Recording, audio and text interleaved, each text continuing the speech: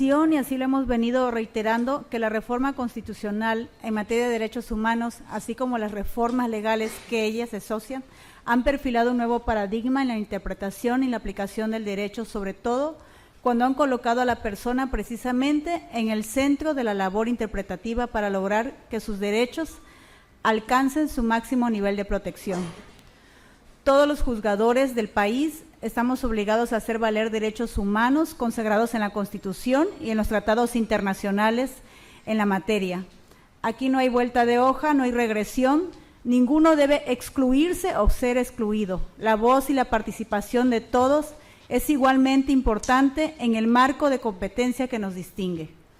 Distinguidos magistrados y jueces del Poder Judicial estatal y local, personalidades que nos acompañan, la Suprema Corte de Justicia de la Nación, a través del Tribunal de Conciliación y Arbitraje y bajo la gerencia de la Asociación Mexicana de Impartidores de Justicia y la hospitalidad que nos brinda este Tribunal Superior de Justicia, le damos la más cordial bienvenida a la conferencia La Cláusula Conforme y su aplicación práctica, que cierra los trabajos del módulo 6 de la unidad 2 de la primera generación del curso Control Difuso de Convencionalidad, que será impartida por el doctor José Luis Caballero Ochoa, a quien de antemano le agradecemos el estar aquí presente.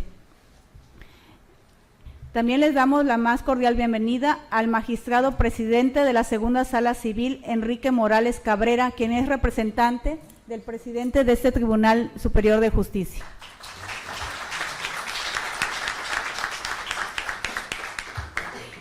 Al licenciado Javier Santiago Vargas Ramón, quien es nuestro magistrado presidente del Tribunal de Conciliación y Arbitraje.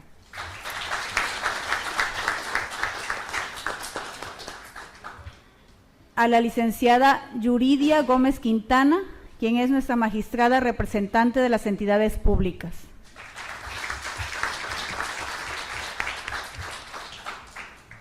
Al licenciado Andrés Pérez Morales, magistrado representante de los trabajadores.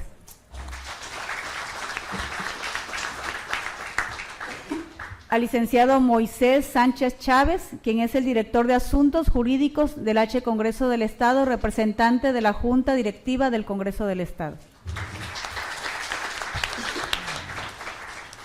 También le damos la bienvenida al licenciado Francisco López Méndez, ex magistrado del Tribunal de Conciliación y Arbitraje.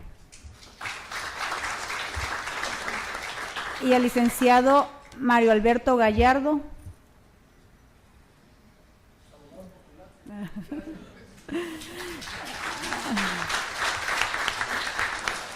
a la licenciada Marta Palomino, representante de la Secretaría de Administración, a las magistradas Leda Ferrer Ruiz y Enedina Juárez Gómez.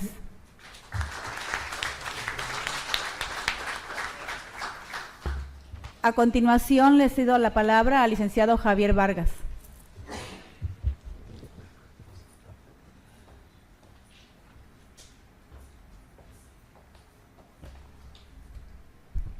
Muy buenas tardes, con el permiso del señor magistrado presidente de la Segunda Sala Civil, licenciado Enrique Morales Cabrera, representante del Poder Judicial del Estado de Tabasco. Licenciado Moisés Sánchez Chávez, director de Asuntos Jurídicos y representante del Poder Legislativo. A los señores magistrados de las entidades públicas, licenciada Yuridia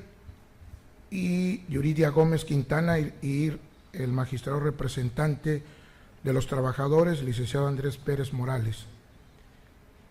Y obviamente a todos y cada uno de ustedes agradecerles su presencia. Ya nuestra compañera y amiga, la licenciada Magda, pues hizo una introducción que centra muy bien el tema que hoy vamos a desarrollar con el apoyo de nuestro ponente, el doctor José Luis Caballero Ochoa. Pero antes quisiera yo solamente referirme que este tema de los derechos humanos volvió a cobrar relevancia en nuestro país a partir de que la Comisión Interamericana de Derechos Humanos sometió el caso de la detención y posterior desaparición forzada del señor Rosendo Radilla Pacheco a la Corte Interamericana de Derechos Humanos, con la finalidad de que se declarara la responsabilidad internacional del Estado mexicano por la violación de los artículos 5, que es derecho a la integridad personal, 8, garantías judiciales, y 25, protección judicial de la Convención Americana sobre Derechos Humanos. También para que se declarara la responsabilidad internacional del Estado mexicano, se declarara el incumplimiento del artículo 2 de la Convención Americana de Derechos Humanos, que no es otra cosa que deber de adoptar disposiciones de derecho interno, y finalmente se ordenara al Estado mexicano la adopción de medidas de reparación pecuniaria y no pecuniarias. Y en efecto, a raíz de esto, ustedes saben, como abogados, tanto impartidores de justicia como abogados postulantes, de que nuestra Constitución sufrió una modificación al artículo 1, párrafo 2, 3 y 5, según me informa y lo hemos leído aquí nuestro ponente. Sin embargo, no quisiera yo seguir abundando sobre el tema porque es parte de lo que el doctor José Luis Caballero Ochoa pues viene a platicar con ustedes. No sin antes decir de que tenemos un distinguido abogado académico. Por ejemplo, quisiera leer lo más relevante de su currículum porque es impresionante. Primero decir que es doctor en Derecho por la UNED de España, aprobado con sobresaliente por unanimidad con la tesis La incorporación y la eficacia de los tratados sobre derechos humanos en España y México, un análisis comparado en el año 2007. Maestro en Derecho por la Facultad de Derecho de la Universidad Nacional Autónoma de México en el año 2005 y obviamente licenciado en Derecho con mención honorífica por el Tecnológico de Monterrey, Campus Chihuahua, en el año de 1992. En su experiencia laboral, también muy amplia, pero me voy a permitir solamente sobresalir en 4 áreas. Actualmente académico investigador titular 6 en el Departamento de Derecho de la Universidad Iberoamericana, Campus Ciudad de México. Coordinador de la Maestría en Derechos Humanos de la misma universidad. Coordinador de la Maestría en Derecho de los Negocios Internacionales en la misma universidad. Coordinador del posgrado en el Departamento de Derecho de esta universidad. Y obviamente académico investigador de tiempo completo en esta universidad a partir del año de 1998. Dentro de sus destacadas facultades tenemos que es miembro del Sistema Nacional de Investigadores del CONACYT, nivel 1, nombramiento a partir del año 2009.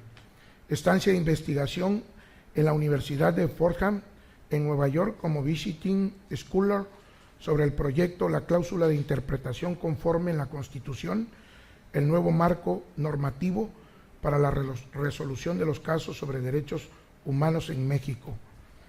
Estancia de investigación en el Instituto de Investigaciones Jurídicas de la UNAM sobre el proyecto La Cláusula de Interpretación Conforme en la Constitución, el nuevo marco normativo para la resolución de casos sobre derechos humanos en México.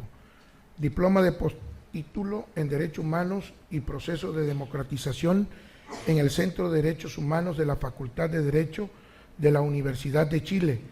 Estancia de investigación en el Departamento de Derecho Constitucional y Ciencia Política de la Universidad de Barcelona, España, entre otras. Y su experiencia docente, profesor de cursos especializados dirigidos al Poder Judicial Federal, a los Tribunales Superiores de Justicia de las entidades federativas sobre la aplicación de los tratados internacionales en materia de derechos humanos en el orden jurídico mexicano o nombres afines bajo las mismas modalidades. Participa en diversos consejos de investigación, de estudios, ha participado en diversos y muy numerosos congresos, foros y obviamente también se ha destacado como autor de 5 libros de manera individual y en coparticipación otros tantos. Pero me quisiera referir a 3 que podríamos decir que significan su trayectoria dentro del ámbito académico. Tiene un libro sobre los derechos políticos a medio camino, así se llama, la incorporación de los tratados internacionales sobre derechos humanos en España y México, ese es otro de sus libros, y el que hoy nos viene a presentar y que está, por cierto, aquí a la venta, es un comercial, está aquí afuera a la venta, editado por la editorial Porrúa, se llama La interpretación conforme de la cláusula según el principio pro persona. Yo quisiera más que seguir hablando de las grandes cualidades del doctor José Luis Caballero Ochoa, cederé el uso de la palabra para que nos ilustre con sus conocimientos. Doctor, suyos son las palabras. Gracias. Muchas gracias.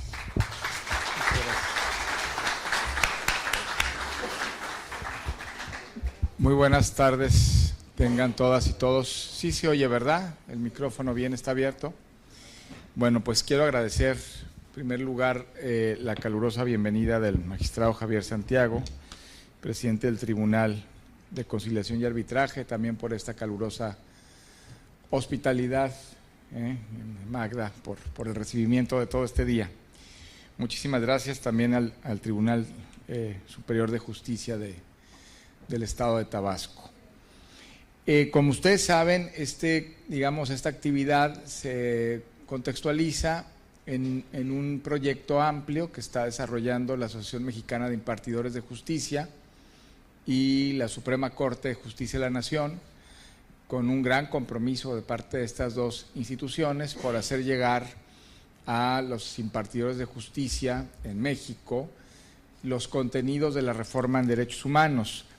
Con esta charla se cierra una semana de interlocución, que yo supongo que aquí hay varias personas que han estado participando en esta semana de intercambio académico a través de lecturas, de preguntas, de comentarios, de respuestas de cuestionarios, que siempre es una dinámica muy intensa la que tenemos con impartidores de justicia, y con esta actividad se cierra una semana en donde estamos hablando sobre esta famosa, pero muy famosa, porque de repente todo el mundo ha oído hablar de esto, pero no sabemos bien a bien qué es la interpretación conforme, ¿no? La famosa cláusula de interpretación conforme. En eso vamos a estar. Entonces, yo tengo mucho interés en atender también después sus preguntas, y voy a tratar de hacer un panorama general de lo que implica esta nueva redacción constitucional, pero también pensando un poco, si ustedes me permiten, pensando un poco también en la gente que nos está siguiendo en línea y que siguió el curso, porque bueno, hay también una dinámica, como les decía, pues ya ininterrumpida desde el lunes a las 9 de la mañana, ya estamos a viernes a las 6 de la tarde, casi todos un poco cansadas y cansados, pero bueno, vamos a tratar de aclarar este panorama. Miren, ¿cuáles son los ejes de este asunto? Hay varios ejes. Un eje de contextualización, lo voy a decir rápido, en lo que hicimos en México, en lo que estamos tratando de cambiar. Un eje, digamos, de contenido, que es lo que implica este párrafo segundo del artículo primero, y un eje de interpretación sobre esta cláusula que ha ido pues modulando de alguna manera con muchos vaivenes, porque así lo hemos advertido, la Suprema Corte de Justicia de la Nación.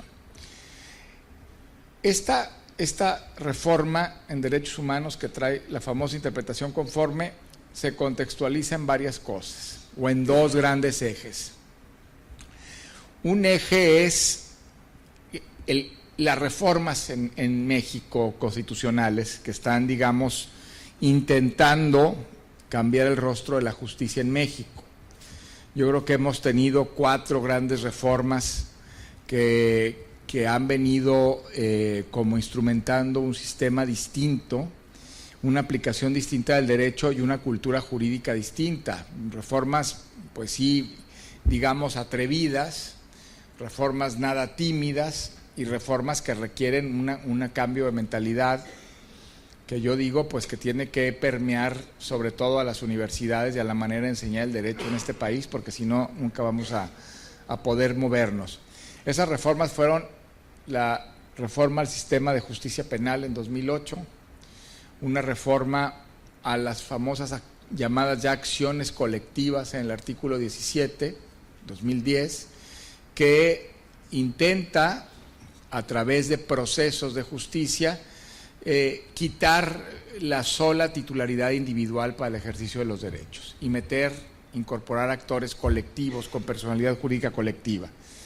La reforma en amparo de 6 de junio de 2011, cuya ley acabamos de estrenar hace pues muy poco, 6 meses, ¿verdad? Nos tardamos 2 años en estrenar la nueva ley de amparo, que todavía bien a bien no acabamos de aterrizar y medir sus consecuencias, porque yo creo que estamos apenas calentando motores.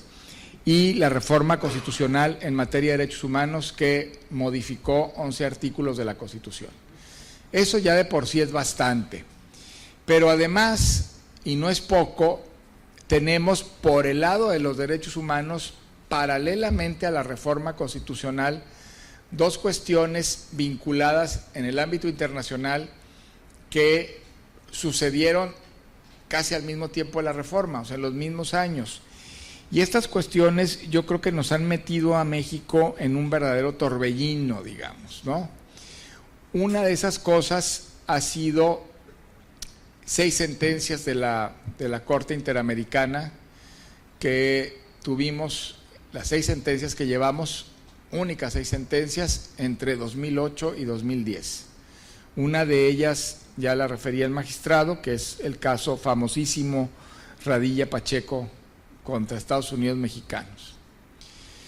Y de esas 6, 4 siguen la tónica de Radilla Pacheco en el sentido de pedir que México, tal cual, establezca un sistema de interpretación de acuerdo con la Convención Americana de Derechos Humanos y la jurisprudencia de la Corte Interamericana. Entonces tenemos 6 sentencias, digamos, bravas sentencias contra México, duras, fuertes, ¿no? Con resolutivos muy intensivos, con resolutivos no de juego, que a veces parece que en México estas cosas internacionales las sentíamos o entre lejanas o medio de juego. Pues no es nada de juego. Si no, pregúntenle ustedes a la Suprema Corte de Justicia de la Nación, pregúntenle a la jurisdicción militar, pregúntenle a la Secretaría de la Defensa Nacional, pregúntenle a la PGR, pues no fueron nada de juego, ¿no? Entonces, esas 6 sentencias, junto con una doctrina que surgió y que ha venido como bola de nieve incrementándose a más y a más y a más y a más, que surgió en la Corte Interamericana de Derechos Humanos, que es la llamada doctrina del control de la convencionalidad.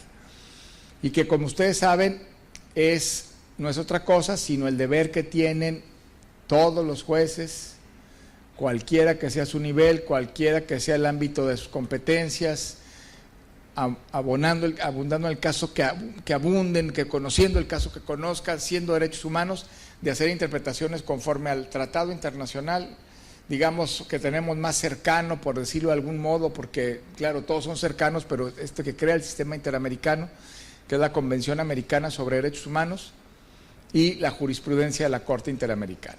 Entonces, el control de convencionalidad, que es ya una institución, digamos, que casi se repite día con día muchísimas veces en el ámbito jurídico de este país, se suma a esas sentencias y se suma a la reforma constitucional de 2011, y todas esas 3 grandes cosas pues hacen una especie de cataclismo jurídico, donde estamos todavía bien a bien tratando de comprender, ¿no? Ahora, se habla mucho del control de convencionalidad, ¿no?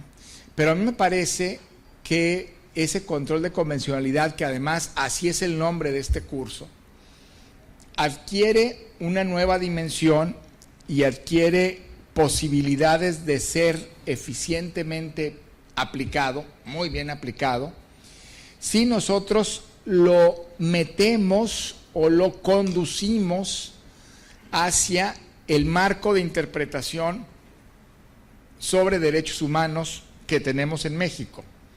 Es muy interesante porque si uno analiza el común denominador de las sentencias de la Corte Interamericana con el control de convencionalidad con el eje fundamental de la reforma de 2011, ese común denominador se llama interpretación. O sea, los derechos humanos es un material jurídico que tiene que interpretarse, porque así lo requiere la misma naturaleza de los derechos humanos. Y ahorita les voy a decir por qué.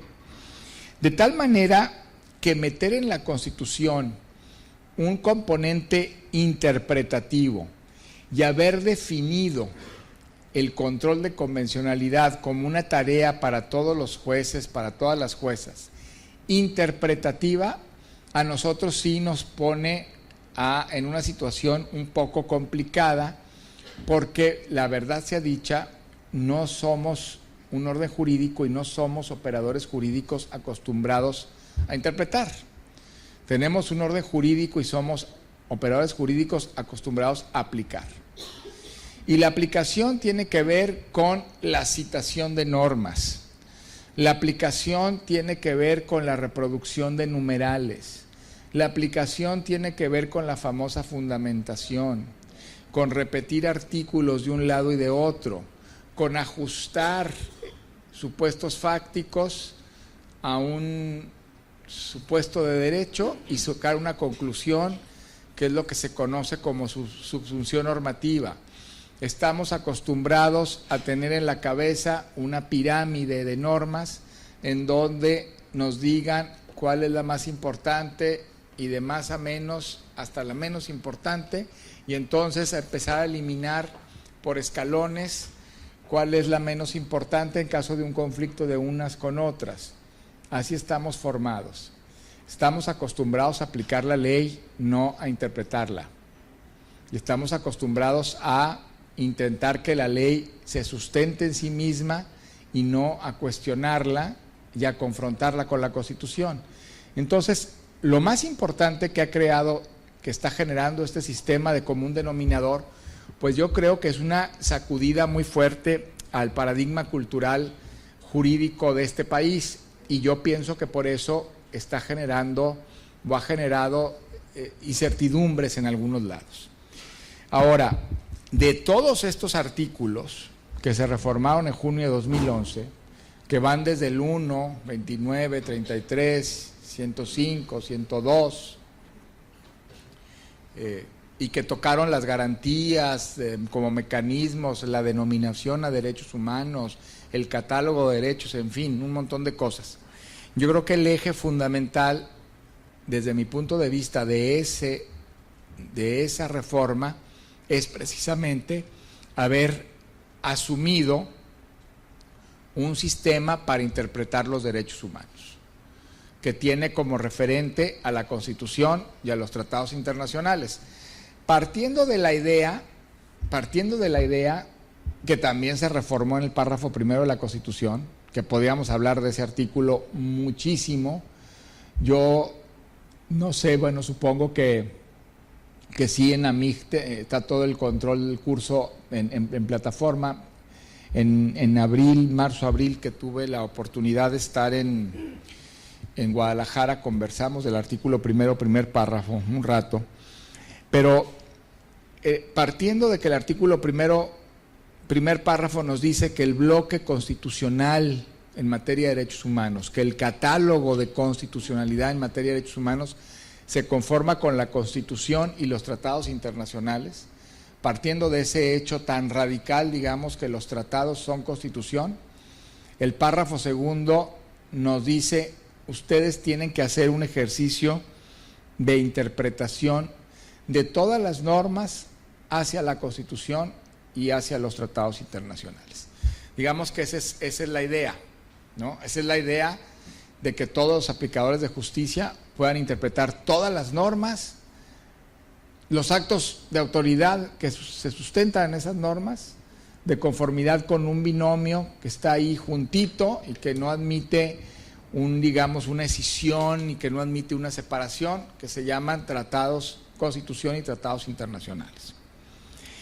Este es un tema que además nos tardamos muchos años en hacer, porque otros países pues nos llevan la delantera décadas, ¿no? Europa nos lleva la delantera algunos países europeos 40, 50 años, algunos países latinoamericanos 20, 30 años.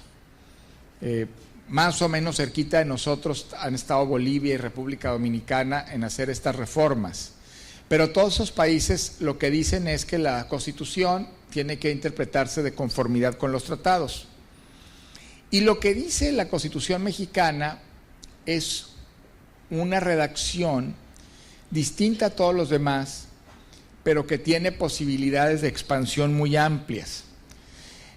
No es porque hayamos querido ser muy expansivos y muy amplios, más bien el orden jurídico mexicano trata de ser muy conservador. Pero curiosamente aquí los legisladores, al ser en la negociación, a ser conservadores, de no mandar los derechos de la Constitución a los tratados, hicieron una cosa muy interesante y mucho más amplia y con muchas posibilidades. ¿Por qué? Porque la Constitución ahora, en el párrafo segundo del artículo primero, dice: las normas sobre derechos humanos se interpretarán de conformidad con la Constitución y los tratados internacionales, favoreciendo en todo tiempo a las personas la protección más amplia. Esa es la cláusula de interpretación conforme. ¿Y qué quiere decir eso? Que todas las normas tienen que interpretarse de conformidad con la Constitución y los tratados. Quiere decir que todos los tratados internacionales que se apliquen también tienen que interpretarse de conformidad con la Constitución y con los tratados. Y quiere decir también que las normas de la Constitución también tienen que interpretarse de conformidad con la Constitución y con los tratados internacionales, lo cual es muy complicado porque nosotros, de entender y de asimilar, de aceptar, de digerir, porque nosotros estamos acostumbrados a que la Constitución sea una famosa norma normarum que esté reinando en una pirámide, arriba en un vértice, aunque nadie le haga caso, ¿no? Ni la entendamos, ni ya se elevó a rango constitucional, lo que sea, pero nos da igual. Y resulta que ahora esa norma normarum, pues finalmente la metemos a un círculo normativo donde tiene que interpretarse también de acuerdo con otras disposiciones de la Constitución. Esa es la famosa interpretación conforme. ¿Qué está reflejando esa interpretación conforme? Lo que está reflejando es la realidad de los derechos humanos. Eso es lo que yo digo, porque a veces dicen, bueno, es que ahora México, qué barbaridad, se metió a este rollo de los tratados internacionales que nadie conoce, que quién sabe dónde están. Dígame usted la página de la Corte Interamericana, o cómo le hago para conocer esa jurisprudencia, cuáles tratados, cuántos tratados, es un montón de cosas, ¿yo qué voy a hacer con todo eso? ¿No? Pero el problema no es de los tratados. O sea, el problema de estas cosas interpretativas, estos reenvíos interpretativos que yo le llamo, no es un tema de los tratados, es un tema de los derechos humanos. O sea, lo tuvimos que haber hecho hace mucho porque así son los derechos humanos. ¿Cómo que así son los derechos humanos? ¿Cómo son los derechos humanos? Pues los derechos humanos son estándares de protección jurídica de mínimos, digamos, que requieren, a ver si me puedo explicar, que requieren enviarse a través de interpretación a órdenes jurídicos distintos que los puedan ampliar. Por eso esa interpretación de un orden a otro, de unas normas hacia la Constitución a los tratados, de la Constitución a los tratados y a la propia Constitución, de los tratados a la Constitución de los tratados, siempre se dice es más protectora. Y por eso en una configuración correcta, como la que hizo México en 2011, no crean que por ser original, sino porque ya había visto todo. México siempre llega medio tarde a las reformas constitucionales, las hacemos cada 2 días, ¿verdad? Y luego ya llegamos tarde. Entonces ya cuando México vio lo que habían hecho otros países, dice, pues una cláusula muy buena es cuando se pone el famoso principio pro persona junto con esta interpretación. El principio pro persona es un principio que está vinculado, aparejado a la interpretación conforme. Y lo que quiere decir es que cuando yo estoy mandando unas normas a otras para efecto de que se amplíen, esa ampliación tiene que ser en un sentido más protector. Esa es la dinámica. Entonces, no es un tema de los tratados internacionales solamente. Es un tema de las normas de derechos humanos. O sea, las normas de derechos humanos necesitan hacerse más grandes, crecer. De manera que el imaginario de este asunto no es una pirámide donde me digan ustedes cuáles son las fuentes y con base en las fuentes, cuál fuente es más importante que otra. No tiene que ver con eso. El imaginario es que a partir de esas fuentes que producen derechos humanos, las entidades federativas, el derecho nacional, la Constitución, los tratados que se aplican aquí, a partir de esa fuente se empiecen a mandar como pelotitas de ping pong de un lado a otro los derechos a efecto de ser más protectores. ¿Teniendo qué referente? Pues teniendo dos referentes que son la Constitución y los tratados internacionales. Esos son los dos referentes. Pero incluso teniendo esos dos referentes, eso no obsta para que si hay normas más protectoras en un estado, una entidad federativa o en una norma de esas que decimos secundarias, puedan reglamentarias, puedan aplicarse preferentemente con ese binomio integrado que es la Constitución y los tratados internacionales. Eso es la interpretación conforme. ¿Un poco complicado? Sí, mucho complicado. Porque, sobre todo para alguien que no, como nosotros, que no estamos acostumbrados a los temas de interpretación. ¿Y para qué yo quiero la famosa cláusula de interpretación conforme o para qué la pusimos en la Constitución?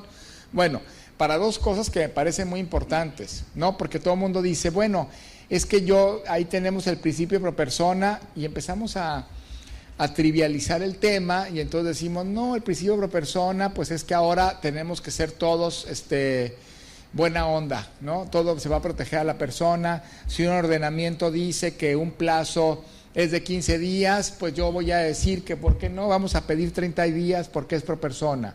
Es una especie de peace and love ahí extraño, incorporado en la Constitución para que entonces todos estemos en una especie de relación armónica y que todo proteja los intereses que cada quien tiene. Eso no está en la Constitución. O sea, lo que está en la Constitución es un mandato de interpretativo. Y ese mandato interpretativo tiene, yo creo que dos propósitos. Un propósito que me parece fundamental y que hace mucho que necesitamos en este país, es conocer el contenido constitucional de cada derecho humano. O sea, ¿qué implica que una norma de derechos humanos, el derecho a la Constitución, el derecho a la libertad de expresión, el derecho a la protesta social, el derecho a la libertad de tránsito, el derecho de ejercicio de los derechos políticos, derecho de asociación política, el derecho a la educación, qué implica, qué contenido constitucional tiene? Y con contenido me refiero a literalmente con qué se come, o sea, qué implica que yo tenga ese derecho, qué componentes tiene, hasta dónde puedo llegar. Y ese contenido de cada derecho, pues me lo da la Constitución, me lo dan los tratados internacionales, me lo da la jurisprudencia internacional. Si lo asumimos de la Convención Americana y de la Corte Americana, o sea, ese contenido también me lo da el ejercicio del control de convencionalidad, junto con la Constitución y junto con la interpretación que hace, digamos, los tribunales, la Corte Interamericana y luego la Suprema Corte de Justicia de la Nación. Eso es muy importante.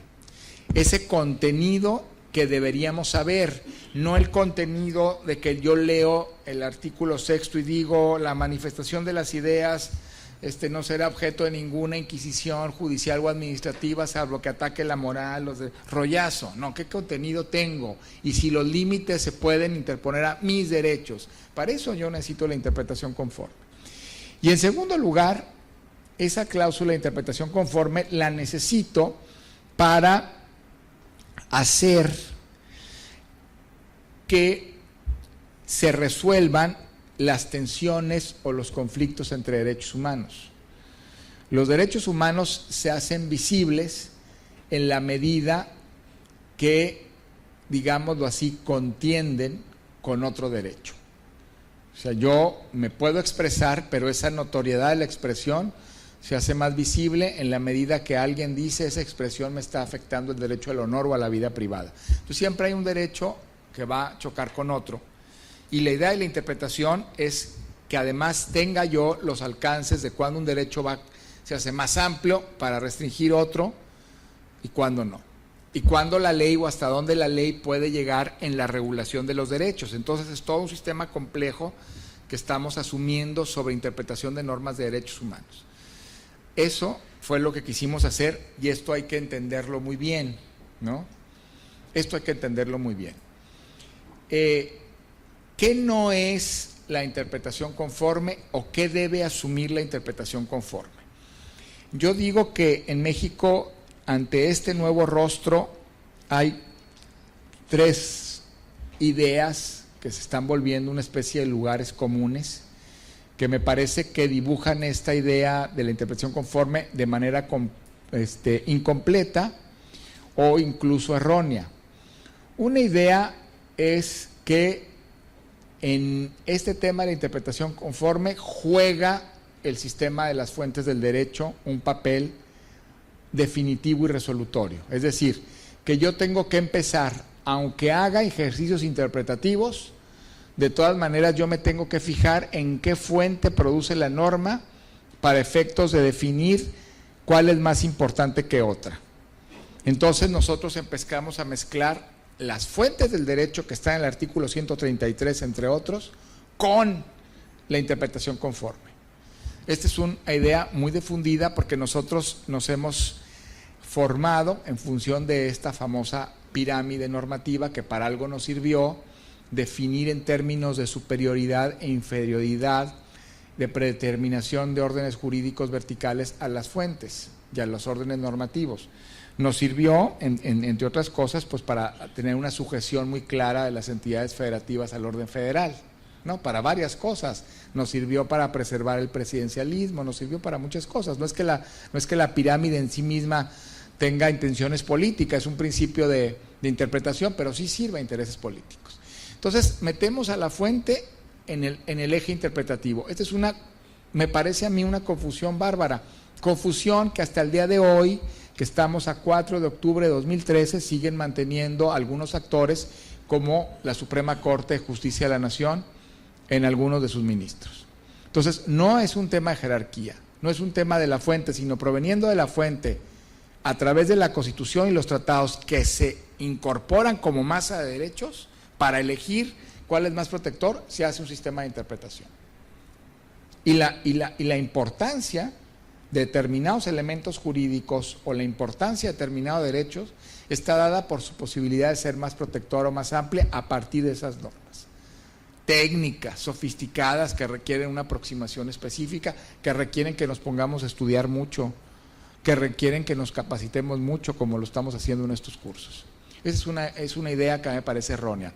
Otra idea dice que esto de la interpretación conforme no lo conozco bien, pero que iría por un lado y que el control de convencionalidad es lo que hay que estar haciendo, teniendo como referente a la Convención Americana y a la jurisprudencia de la Corte Interamericana. Eso está muy bien, eso es un mandato de la Corte Interamericana. Es una obligación que tenemos que hacer porque además la Corte Interamericana, que es un tribunal mexicano de fuente internacional, lo dijo y sentenció al Estado a que los operadores jurídicos se capacitaran en eso. Pero este ejercicio del control de convencionalidad no está aislado de la famosa interpretación conforme. Este ejercicio del control de convencionalidad se mete, se incluye, se potencializa en la interpretación conforme. O sea, no nos estamos dando cuenta que en México hicimos una reforma a la Constitución para que fuera muy compatible, más compatible con el control de convencionalidad, pero no le estamos haciendo mucho caso. ¿Qué es eso entonces? Lo que tenemos que estar haciendo es que las normas se interpreten de conformidad con la Constitución y con los tratados, juntitos, no separados, que el control de convencionalidad pueda hacerse compatible con la interpretación conforme más amplia que también incluya la Constitución. Yo creo que eso es lo que tenemos que estar haciendo, porque si no, de otra manera empezamos a ver a la Constitución por un lado y a los tratados por otro, y no es así, no es así.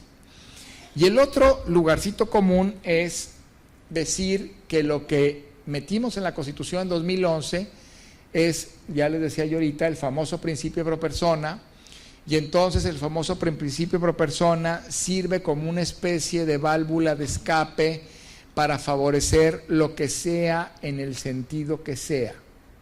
Tampoco esto es cierto ni correcto. ¿Por qué? Pues lo que tiene ahí el famoso principio pro persona, verlo de esa manera es una cola inmensa. Y esa cola lo que nos dice es que en este país nunca hemos sabido bien a bien de qué van las normas de derechos humanos. ¿Por qué?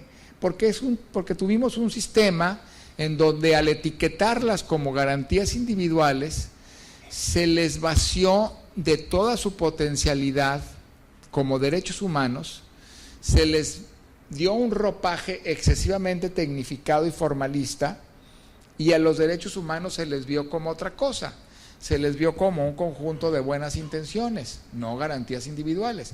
Entonces, si yo tengo ahora derechos humanos, en realidad diríamos lo que tengo yo es un conjunto de buenas intenciones. Pues no es un conjunto de buenas intenciones, ni de poesía, ni de principios de buena hondez, ¿no? Ni hay que portarnos bien, eso no son los derechos humanos.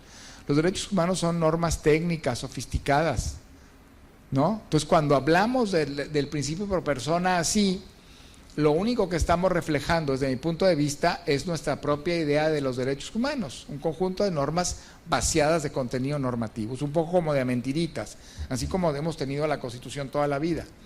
Entonces, el principio pro persona es un principio de salida interpretativa que requiere conocer bien las normas de derechos humanos, que requieren conocer su dinámica, que requieren conocer más, además, bien los principios que se utilizan en todas las prácticas nacionales y en las prácticas internacionales para resolver conflictos entre normas de derechos humanos, o sea, precedentes judiciales, el principio de ponderación, el principio de proporcionalidad, ¿no?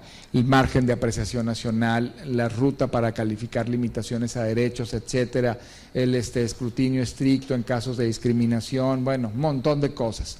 Y la salida para elegir una y otra cosa es el principio pro persona, pero no es un eje de a ver qué aplico yo para ver qué me conviene y qué me interesa, ¿no? Eso es muy importante tenerlo.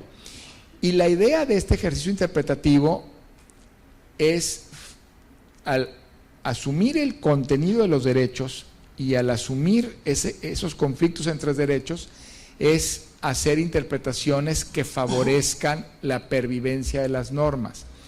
Porque derivado de este asunto, que nosotros seguimos metidos en esta pirámide, es muy interesante porque es toda una manera de haber entendido el derecho, O sea, el tema con este asunto de la interpretación conforme es que no solamente es un tema de los tratados internacionales, ni es un tema de derechos humanos, es un tema de haber entendido el derecho y de haber armado una estructura de pensamiento en torno al derecho. Ese es el asunto.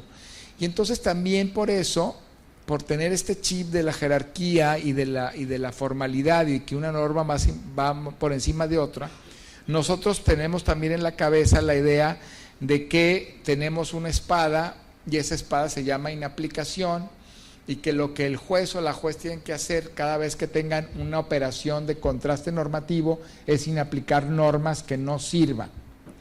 Pues tampoco esa es la interpretación conforme. Es más, la inaplicación contradice la interpretación conforme, porque lo que trata, como su nombre lo dice, es que si yo interpreto una norma de conformidad con la Constitución y los tratados internacionales, esa norma que es la interpretada puede estar bien, ¿no? Como le dijo la Corte Interamericana a México cuando en el caso Radilla se le solicitaba modificar la Constitución, la Corte Interamericana le dijo, bueno, no tienes que modificar la Constitución, basta que la interpretes de conformidad. Porque claro, nosotros tenemos un artículo 13 que ha sido muy oscuro y muy ambiguo en el tema de la jurisdicción militar, y la Corte Interamericana dijo, bueno, basta que lo interpretes de conformidad con tu propia Constitución y con la Convención Americana para que pueda subsistir. Bueno, ese es el efecto de la interpretación conforme. Entonces, estos lugares comunes, jerarquía, que solamente es control de convencionalidad, la aproximación al principio pro persona, o que la idea es que nos pasemos la vida inaplicando leyes, están haciendo ahora que tengamos, digamos, una aproximación no suficientemente correcta y amplia para aprovechar todo este sistema, ¿no? Y que tenemos que ir conociendo más y mejor. Luego, cuando ven que los jueces y las jueces están con esas ideas, a la Corte mexicana se le paran un poco los pelos de punta y dicen, qué barbaridad, quién sabe, o a los legisladores, y empiezan a decir, no, es que ahora todo es principio de la persona y hay un activismo judicial desbocado, mejor vamos a quitarles, desde la verticalidad autoritaria, vamos a quitarles a los jueces esta interpretación conforme, y entonces, pues, de la Cámara de Diputados sale un intento de contrarreforma, de la Cámara de Senadores sale o intenta salir otro intento de contrarreforma, algún sector de la Corte mexicana dice, no, qué barbaridad, no vamos a abandonar nuestra pirámide sagrada, la supremacía constitucional en la égida del poder, además diciendo cosas absolutamente incorrectas, como hace 3 semanas que dijeron que los tratados internacionales es una norma derivada de la Constitución, imagínense ustedes. O el Consejo de la Judicatura Federal que dice, no, se están portando mal los jueces y están aplicando el principio pro persona, vamos a asestarles responsabilidades administrativas. Todo ese conjunto de operadores jurídicos que mira con estupor la reforma de derechos humanos, que cuestiona estas facultades, pues lo que quiere es volver a un viejo esquema, pero no solo un viejo esquema jurídico, un viejo esquema cultural y de sujeción. Entonces, a mí me interesa mucho poner esto en la mira de ustedes, porque lo que tenemos que hacer es fortalecer el sistema, no darle para atrás, sino fortalecer el sistema. La Corte, con respecto a esta interpretación conforme, ha dado 2 grandes aproximaciones. Ya llevo casi 40 minutos hablando, ¿verdad? Entonces voy a darles a las aproximaciones y luego me interesa mucho el intercambio de preguntas y respuestas, porque luego tengo que salir corriendo al aeropuerto, nos tenemos que ir, pero mejor primero contestamos preguntas. La Corte ha dado 2 grandes aproximaciones y da pasitos para adelante y pasitos para atrás, luego avanza tantito y luego se asusta de lo que avanzó. Yo creo que al mes de la reforma constitucional hizo el expediente Varios 912 del 2010, pero fue muy interesante el ejercicio porque como lo hizo al mes de la reforma y no se dio todavía cuenta de lo que estaba haciendo, se fue muy echadita para adelante. Luego ya después dijo, no, pues es que no es vinculante, es que quién sabe qué es un expediente Varios, luego vendrán los casos. Pero el expediente Varios dijo cosas muy importantes. Definió la interpretación conforme, ¿no? Dijo que era este sentido de interpretación, de integración normativa, tratados internacionales y Constitución. Dijo que no va primero la Constitución y luego los tratados internacionales. Dijo que son un contenido único, un catálogo de derechos que marca el referente a todos los operadores jurídicos. Dijo que la labor de esta integración tendría que partir de la presunción de constitucionalidad de las normas, lo cual es correcto. Y habló etiquetó a los derechos humanos como la norma que tiene primacía, habló de la primacía de los derechos humanos, que es distinto a la famosa supremacía. Todo eso dijo. Y además la Corte le dio al Poder Judicial una llave muy importante y muy democrática y muy consecuente tanto con el control de convencionalidad como con la reforma en derechos humanos, que es el famoso control difuso de la constitucionalidad, y que es la idea de la posibilidad de que todos los jueces, todas las juezas puedan contrastar la norma con la Constitución y los tratados internacionales, haciéndola subsistir, haciéndola más fuerte y poniendo pisos más altos en materia de derechos humanos cuando se traten de esos casos.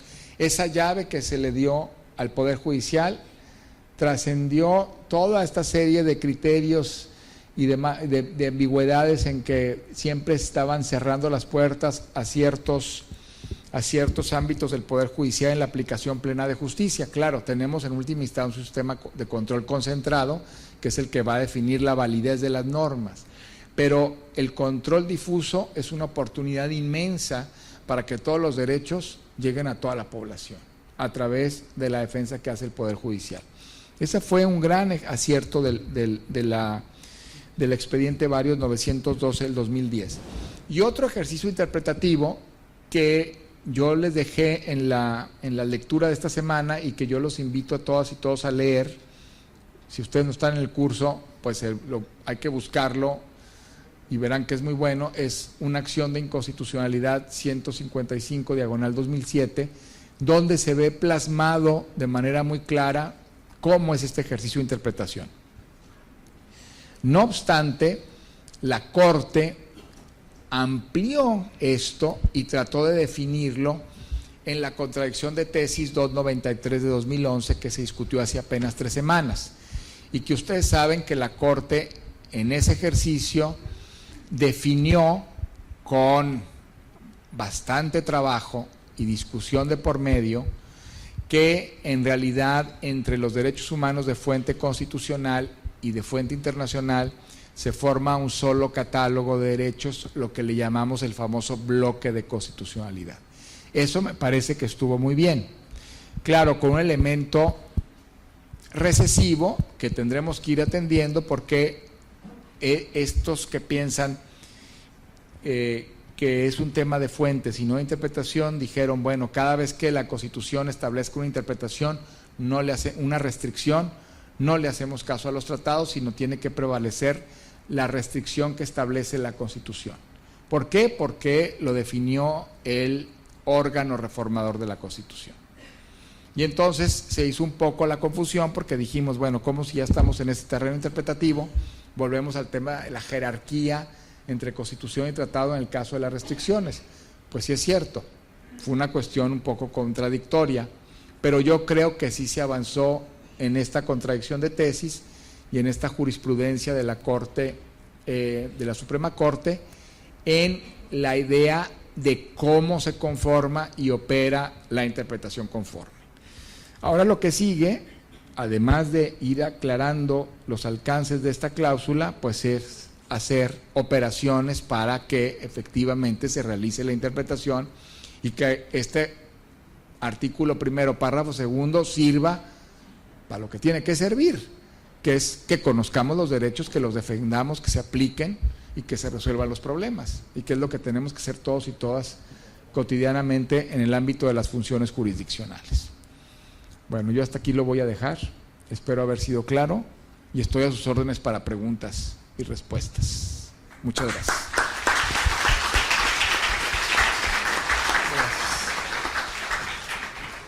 Un ratito, ¿verdad? Sí, señor. Vamos a tener unos pequeños minutos de preguntas y respuestas. ¿Quieren alzar la mano? Las señoritas tienen los micrófonos. El abogado. Abogado de más. Bueno. Escucha. ¿Se pueden dar su nombre y su cargo para más identificar el tema? Sí, muy buenas tardes. De Macuspana, Tabasco, del representante del ayuntamiento. Ajá. Quiero hacerle una consulta. Pégate el micrófono un poquito. Sí, un comentario y finalmente una preguntita muy básica, ¿no? Me queda claro la exposición, pero me quedan dudas en el sentido de que, por ejemplo, el principio genérico, ¿sí? ¿Cómo se entenderá el principio específico sobre la generalidad que en muchos casos se niega, pues, para la aplicación de la norma? Comento esto porque en algunas experiencias, en algunas resoluciones definitivas, he visto cómo jueces, ¿verdad?, en el texto de una resolución se dice que el texto jurídico, cuando en una problemática nos encontramos ante la actualización de un texto jurídico, ¿sí?, se eliminan las interpretaciones y las conjeturas. Es decir, lo que dice, por ejemplo, el artículo 14 constitucional, en los casos de orden, en los asuntos de orden civil, las resoluciones definitivas deberán ser conforme a lo escrito en la ley, a los principios de derecho. Ajá. Y su interpretación de estos, nada más. Ajá. Entonces, ahí mi pregunta es específica. ¿Qué sucede con las excepciones y defensa que se manejan no nada más en un tipo de proceso y en una materia del derecho, sino en todas? ¿Sí? Uh-huh. ¿Qué va a suceder? Porque pienso yo que va a costar mucho al Estado mexicano, ¿verdad?, que esta forma de concebir al derecho con la aplicación de este tipo de cláusulas y sus alcances, va a costar mucho tiempo para que tengamos la aplicación de la norma, ¿sí?, para que ese principio pro persona se actualice en cada caso concreto, ¿sí? Me gustaría escucharle en ese sentido, con las cuestiones procesales que son las nuestras de los abogados en el quehacer cotidiano, ¿no? Uh-huh. Sí, y tiene toda la razón. Mire, yo creo que también hay que empezar a acotar los universos. El universo es cuando abordamos normas de derechos humanos. La reforma no está hablando de otro tipo de procedimientos, procesos que podrán, que siguen su curso, desde luego. Está hablando de normas de derechos humanos, de materia de derechos humanos, que se contrasta con la Constitución. Esto es muy importante además también porque o sea, sí se cambió en serio el orden jurídico mexicano, claro, su pregunta me lo está diciendo. Ya no tenemos una Constitución en sentido literal, la Constitución es una cuestión interpretada. Si definimos a la Constitución es una cuestión interpretada de conformidad con. Eso vale para el artículo 14 y vale para cualquier disposición. Entonces, lo que tenemos que ir haciendo es ir viendo cada caso de derechos humanos e ir asumiendo cómo interpretar. Sí, yo creo que es costoso en términos de tiempo y de ir viendo por dónde.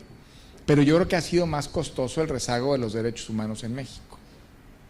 Entonces, eso que ha sido más costoso, el rezago de los derechos humanos en México, pues bien vale la pena tomar un tiempo para irlo remontando. Las cuestiones procesales, en la medida que no sean normas de derechos humanos, se sigue resolviendo como tal. Aquí hay una confusión muy grande. Por eso le decía yo el principio pro persona. El principio pro persona no es una cuestión aislada de un ejercicio interpretativo. El otro día me decía un secretario de Estudio y Cuenta, me decía, bueno, es que yo sí quiero dar, ¿por qué no hay que mover los plazos, por ejemplo, que establece la ley? Si se ve claramente que puede beneficiar a alguien. Sí, no, pero no es un listado de beneficios, el principio de persona.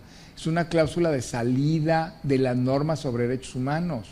Entonces, si alguien dice, es que me voy a brincar las trabas procesales aludiendo al principio pro persona, no ha entendido de qué se trata esto.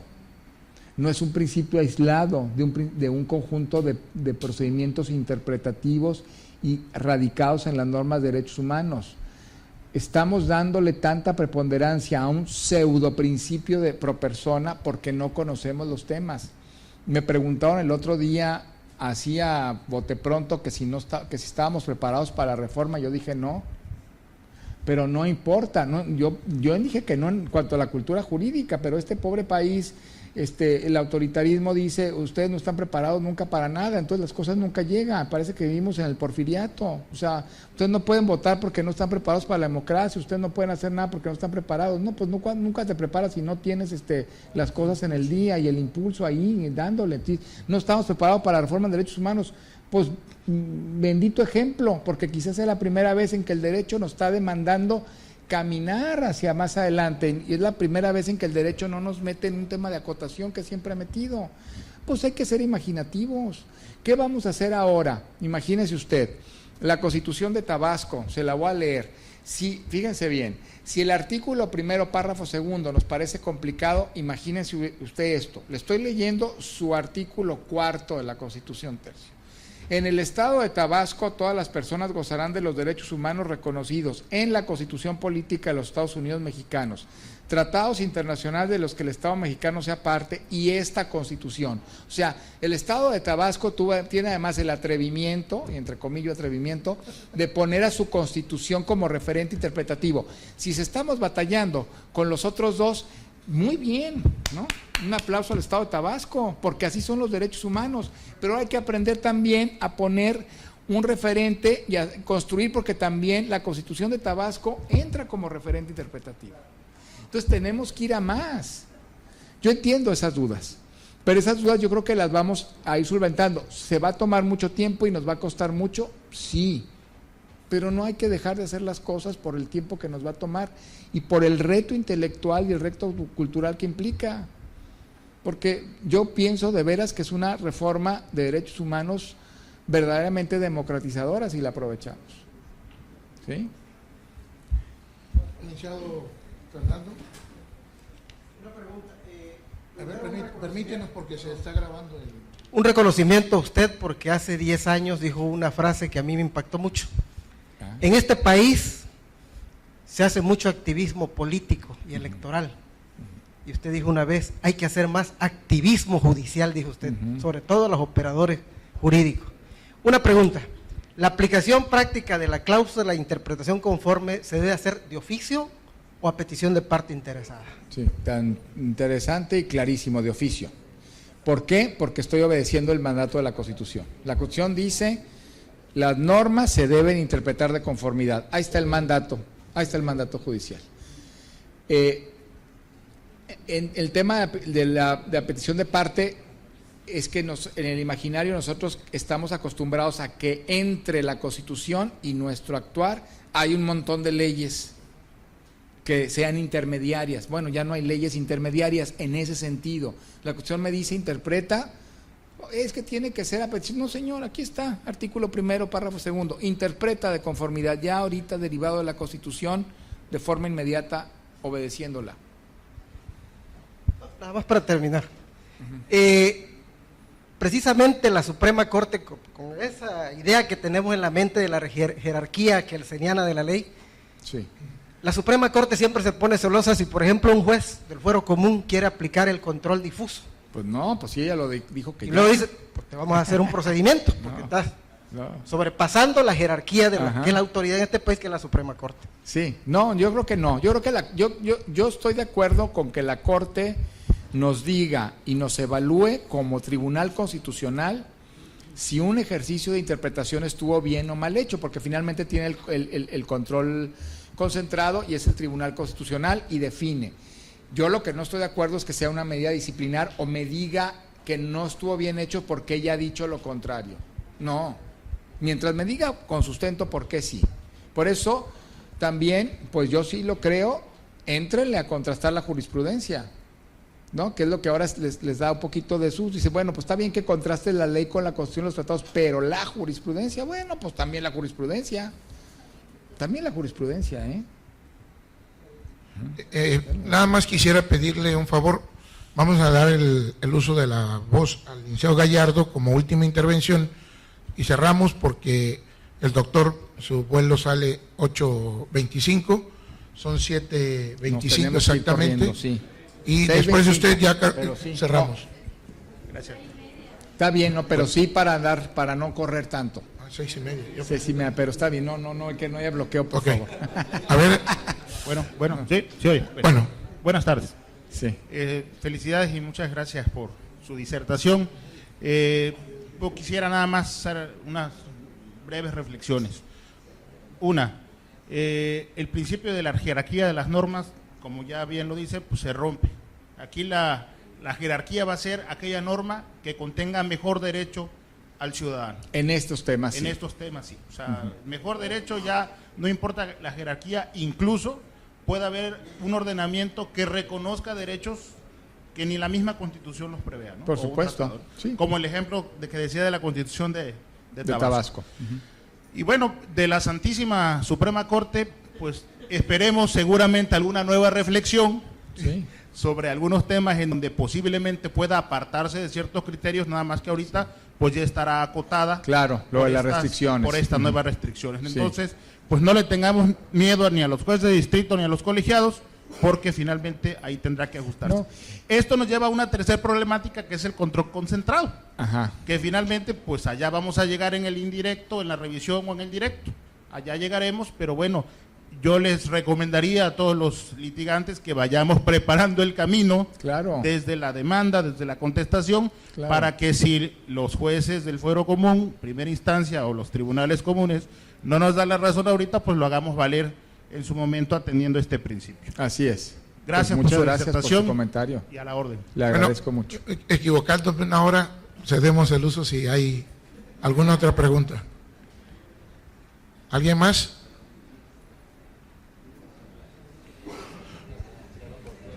Perdón, corté la inspiración, ¿verdad? Bueno, pues yo miren, nada más quisiera primeramente agradecer al doctor José Luis Caballero Ochoa por su extraordinaria disertación al Poder Judicial del Estado de Tabasco, aquí representado por el señor magistrado, por su hospitalidad, y a los representantes del Poder Legislativo y a los compañeros magistrados que me hacen el honor de acompañarme ahí en el tribunal para hacer el pleno. Yo nada más quisiera terminar muy brevemente comentándoles y recordándoles a ustedes en una plática que tuvimos con el juez de distrito, licenciado Navarro, cuando nos dijo que los jueces necesitamos ser valientes para poder aplicar las nuevas normas del derecho en materia de derechos humanos. Y si algo hay de derecho humano es el derecho al trabajo. Así que nosotros tenemos presiones por todos lados, pero vamos a seguir adelante, y este esfuerzo que estamos haciendo con el apoyo de la Asociación Mexicana de Impartidores de Justicia, de la Suprema Corte de Justicia de la Nación, y obviamente con gente con el talento y la capacidad como la del doctor José Luis Caballero, estoy seguro que muy pronto los derechos humanos serán como lo garantiza nuestra Constitución en su artículo 4. Muchas gracias, doctor. Muchas gracias a todos. Gracias, profesor.